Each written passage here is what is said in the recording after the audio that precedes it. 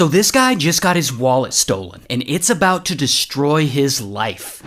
Now his name is William Woods, and he lives in Albuquerque, and he works in a hot dog stand. And one day, this guy, who we'll call Pretender takes his wallet. But luckily, William Woods catches him, and he gets all up in Pretender's grill. And Pretender, he gets scared, and he gives the wallet back. And all of William Woods' documents are still in there. His social security card, his birth certificate. So William thinks nothing more of it. But while Pretender didn't take anything, he was able to get all of William Woods' personal information. And Pretender, he flees to Colorado, because he's got a plan. While in Colorado, he uses William Woods' information to get a state ID card. Then he uses that state ID card to buy a car in William Woods' name. And he buys it using checks, and all the checks end up bouncing. But by the time they bounce, he's already fled to another state where he just abandons the car. So police, they issue an arrest warrant for him, but not in Pretender's name, in William Woods' name. Then, about 3 years later, Pretender ends up meeting a nice woman, and they fall in love. And they eventually get married. But even to her, he's still pretending to be William Woods. So she takes his last name. Well, William's last name. And they even have a baby together who also has the last name Woods. So Pretender lives life under the name William Woods over the next decade. And he eventually goes on one of those genealogy websites and he looks up the real William Woods' family tree history. And then he uses this information to apply for a birth certificate. And he gets it. So now he has a William Woods birth certificate. And he uses that to get a William Woods driver's license and a William Woods social security card. So now, legally, Pretender is William Woods. Then about a year later, he uses this identity to get a well-paying job, working remotely for an Iowa hospital as an administrator. And over the next 10 years, he gets promotions and raises, and he keeps climbing the corporate ladder. And soon enough, they got him on salary, and he's making over $100,000 a year. He's taking out car loans and personal loans. He's even paying taxes using this fake identity. So at this point, Pretender's been living as William Woods for over 30 years.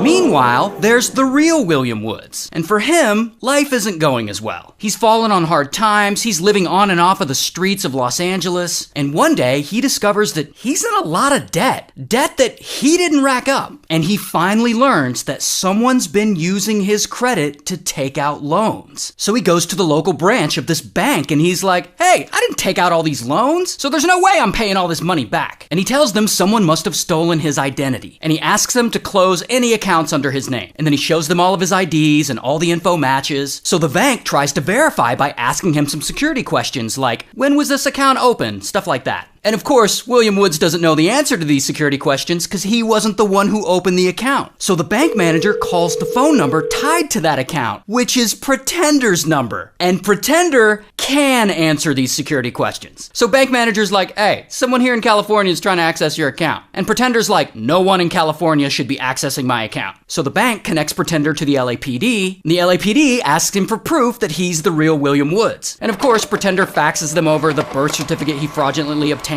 So now police are like, okay, I guess this guy at the bank must be a fraud. So they arrest the real William Woods and they charge him with identity theft and false impersonation. So now he's in jail. And even as he's locked up, William Woods keeps insisting that he's the victim of identity theft and no one believes him. And so he sits in jail for 450 days waiting on his trial. But he never changes his story, he never backs down. And over time, police and prosecutors, they start thinking he's legitimately crazy. So a judge ends up declaring him incompetent to stand trial. And they sentence him to a psychiatric hospital. And worse, they start medicating him to control what they feel is a mental condition. So the real William Woods sits in that psychiatric hospital for 147 days until his sentence is over. And they finally release him and he has to pay a small fine and they order him to stop using the name William Woods.